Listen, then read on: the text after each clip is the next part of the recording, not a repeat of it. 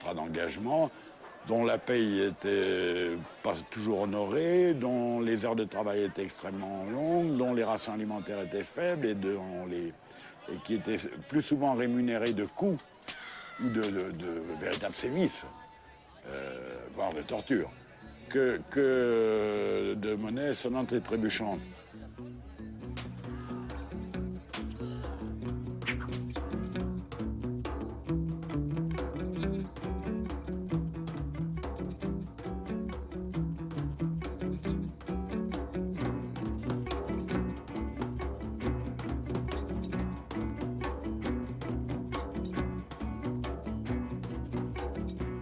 Les engagements avaient lieu en général à bord d'un navire en présence d'un délégué de l'administration.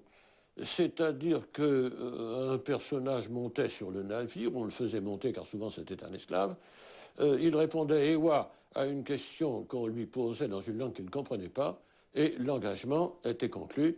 Il avait signé en quelque sorte un engagement pour travailler pendant 5 ans dans les plantations de Mayotte.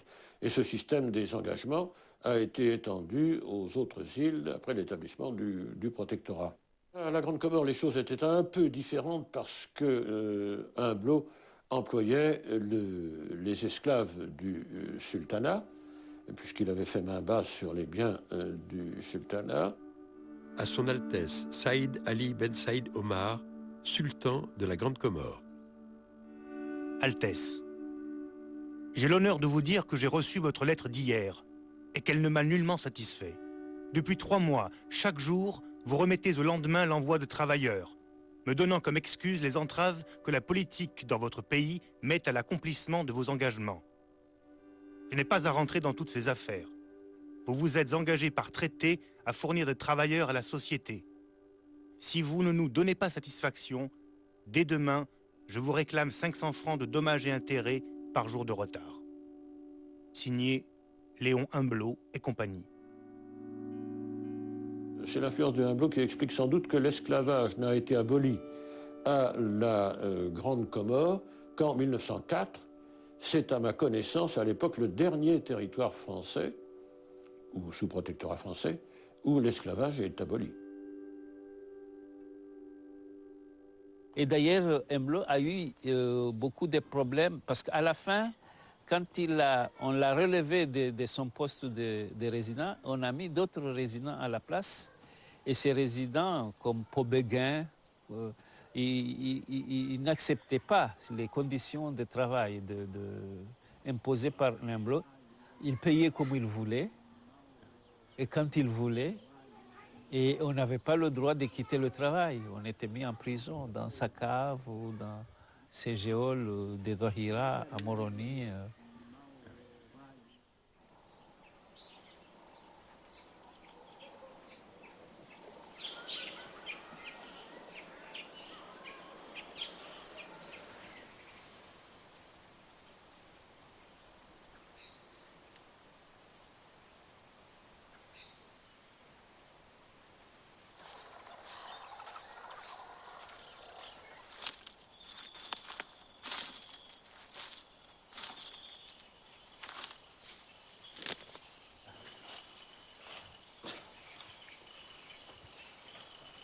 Oh là là.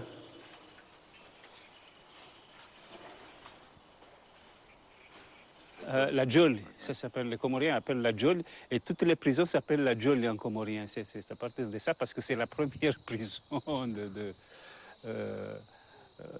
la période coloniale. Dans la tradition comorienne, on n'emprisonnait pas les gens, on les bannissait.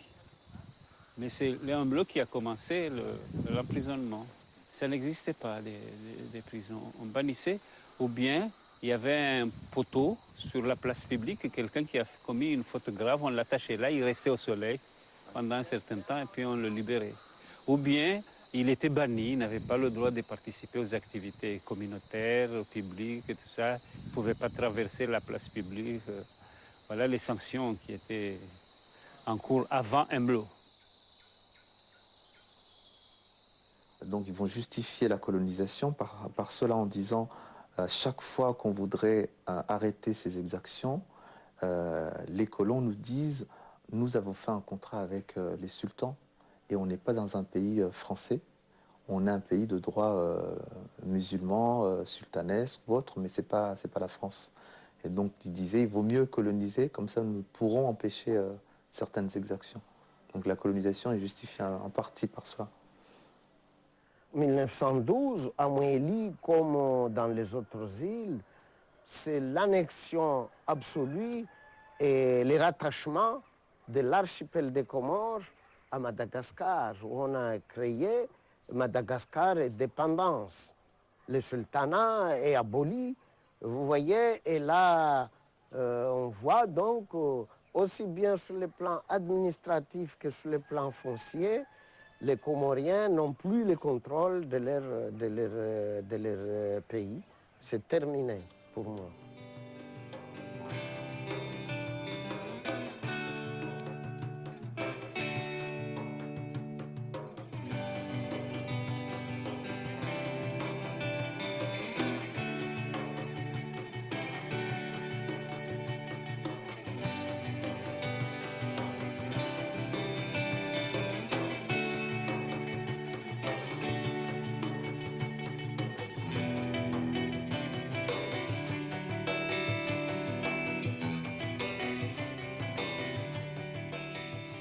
Alors les cultures, c'était principalement la canne à sucre et presque exclusivement. Mais en réalité, les planteurs avaient obtenu des concessions énormes dont ils escomptaient beaucoup et les moyens en main-d'œuvre étaient tellement faibles qu'on voit, quand on consulte les chiffres, que quelquefois 10% à peine de la surface concédée était effectivement plantée. Alors la spéculation principale, c'était la canne à sucre. C'était même la seule pendant très longtemps, avec un point culminant aux alentours de 1885. La production n'a pas cessé de décroître après, et les 3 cyclones de 1898 l'ont complètement éreinté. Tout ça s'est écroulé en 3 ans, entre 1898 et 1901. Et là, les planteurs les plus entreprenants, les plus ingénieux aussi, se sont dit qu'il était temps de diversifier. Et là, donc, on a introduit en premier lieu des plantes à parfum, telles que le lemongrass, la citronnelle, le vétiver, le basilic, l'ylang-ylang surtout.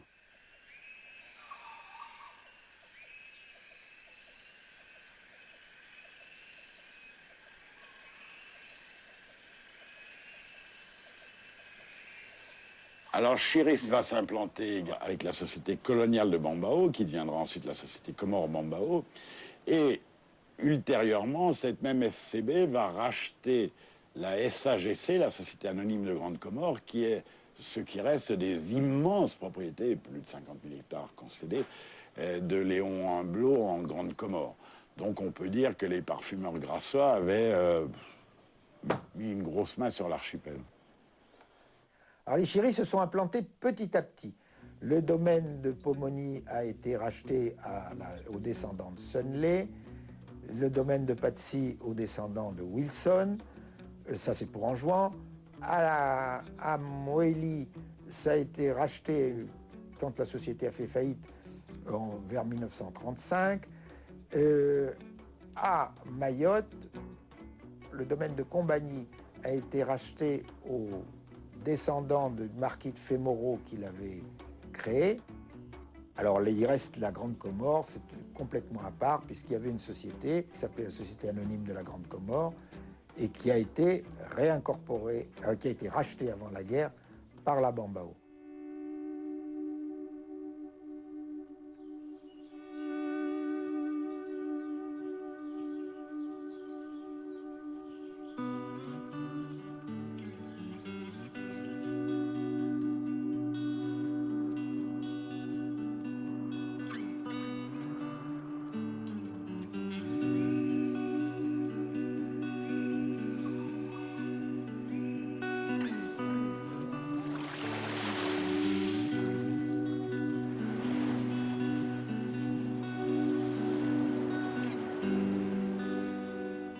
Donc il y avait un accès maritime là pour la SCB où on embarquait les camions suivait jusqu'au bateau qui était en mouillage un peu plus haut avec les produits. À partir de Moëli, on a envoyé à l'extérieur des produits du pays, les copras, les essences à parfum, les sisal, les fibres de sisal. Et ensuite, on faisait venir des produits manufacturés, donc les tissus, les marmites, les tôles, des produits vivriers, les riz, les sels, les sucres, etc. Donc, il y avait des échanges.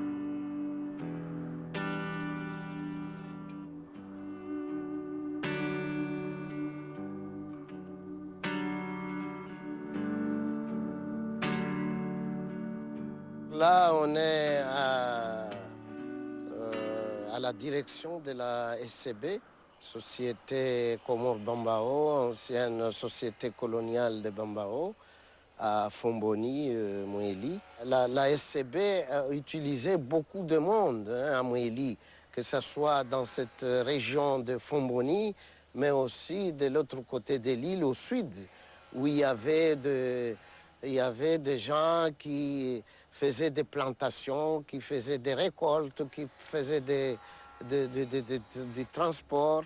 Il y avait des menuisiers, il y avait des forgerons, il y avait un monde incroyable.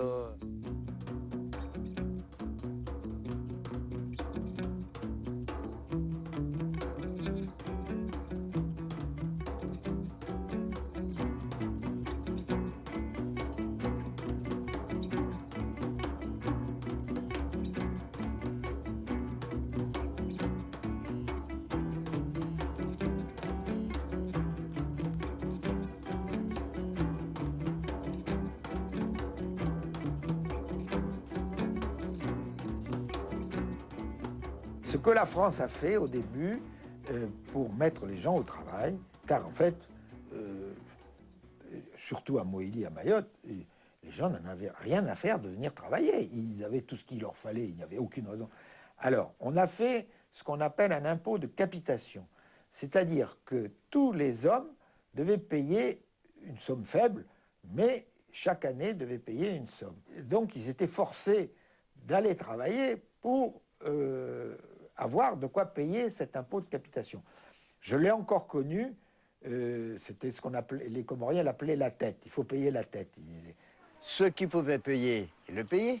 Et ceux qui ne pouvaient pas payer, ils sont pris pendant 15 ou 20 jours pour le nettoyage, quoi, des routes. Je m'en souviens une fois, effectivement, on a vu des gens ligotés, les mains derrière le dos, au moins une trentaine, et avec des gardes indigènes de chaque côté, qui les amenaient sur Combani pour les obliger à travailler.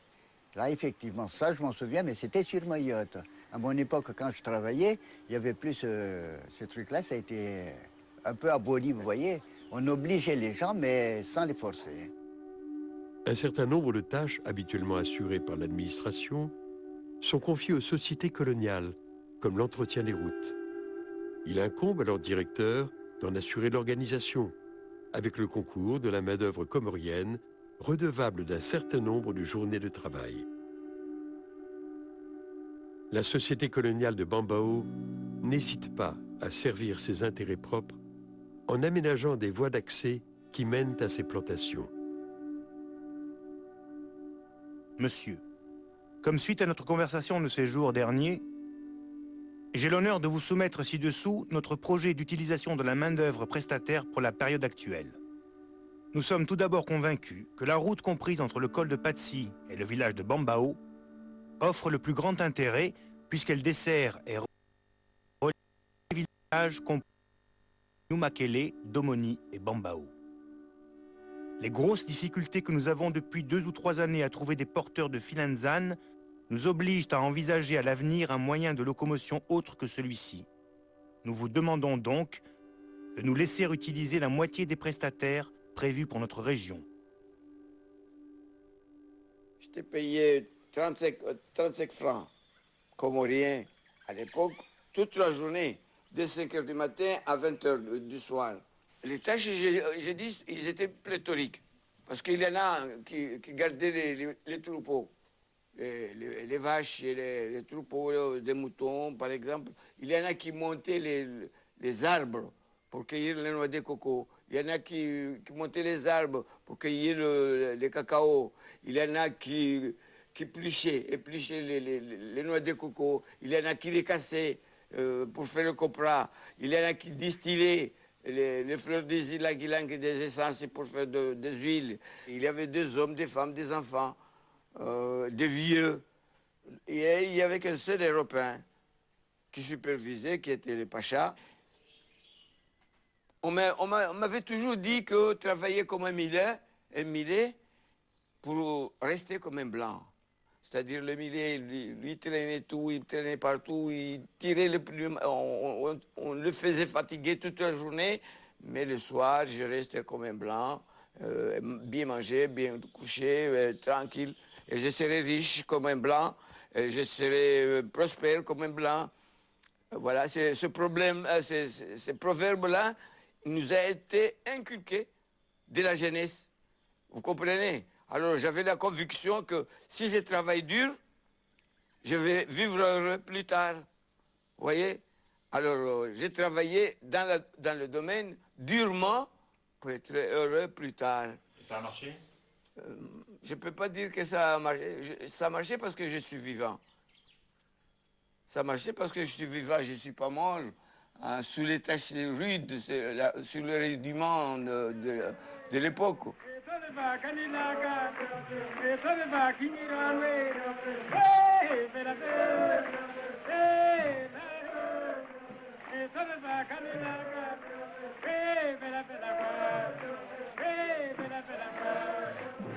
La société de Bambao était décalée dans le temps. On était encore très paternaliste.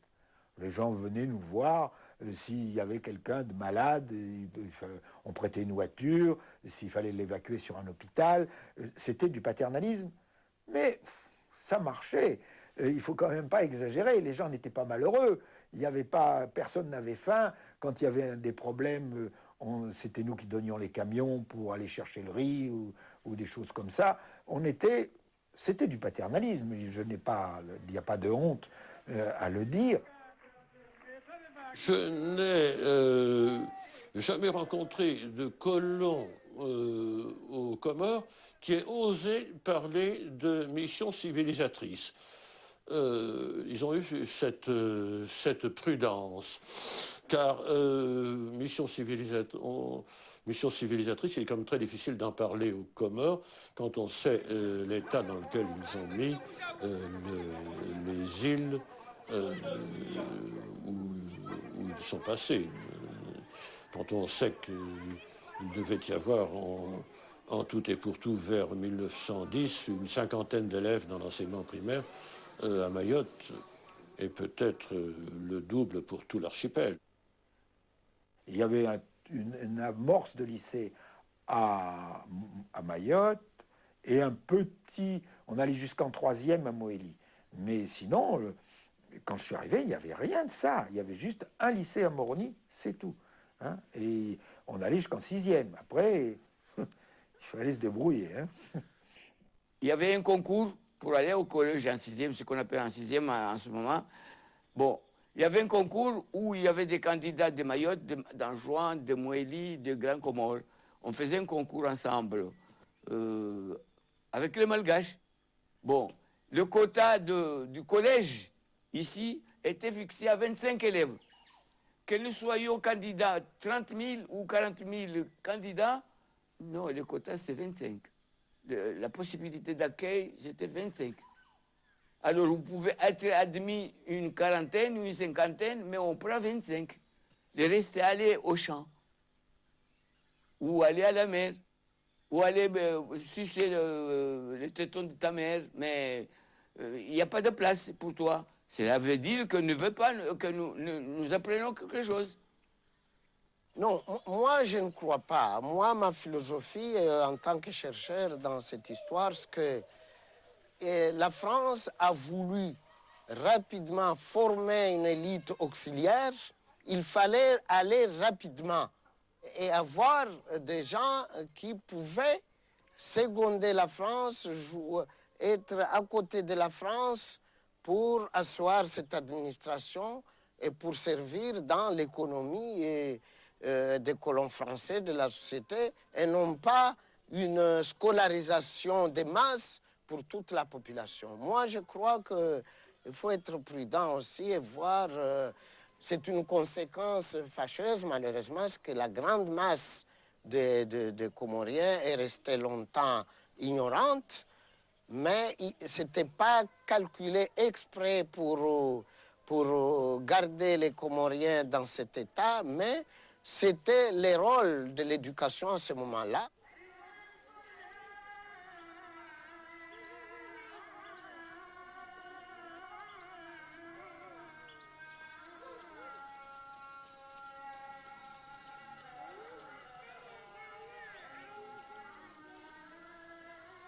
Il y a des rapports parlementaires établis sous la 4e République et sous la 5e sur l'état des Comores qui en disent long sur l'état des routes, l'état des hôpitaux, de l'assistance médicale indigène aux Comores. Cet archipel a été parfaitement négligé par l'administration coloniale. La France est là, elle n'a rien fait.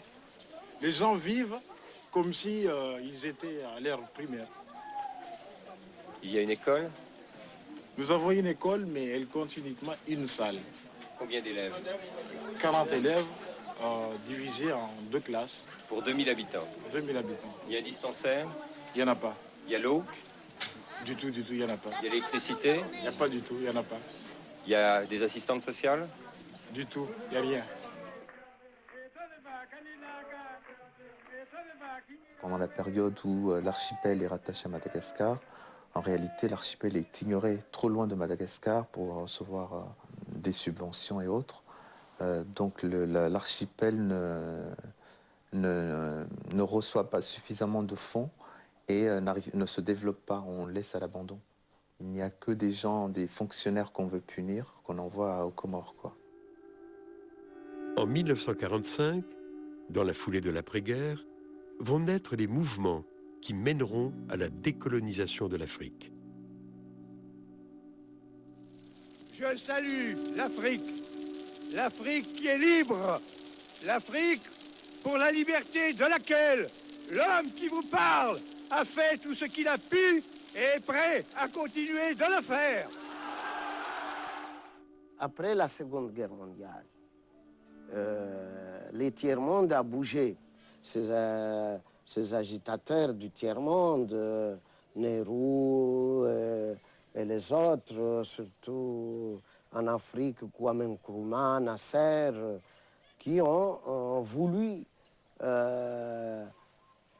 persuader au monde, et surtout à l'Europe, qu'il n'est pas bon d'être colonisé, puisque même les colonisés ont participé à libérer la France en jouant à côté du monde libre. Et donc l'Afrique a commencé à bouger, demandant une évolution.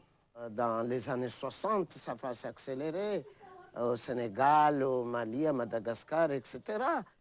L'élite comorienne allait jouer un rôle de plus en plus important au niveau de l'administration, même au niveau supérieur, c'est-à-dire à l'Hexagone même, comme à l'Assemblée nationale française, le docteur Saïd Mohamed Cheikh, comme le sénateur Ahmed Abdallah, le prince Saïd Ibrahim qui sera député à l'Assemblée nationale, Mohamed Ahmed d'Anjouan qui a joué un rôle très important aussi comme député et d'autres.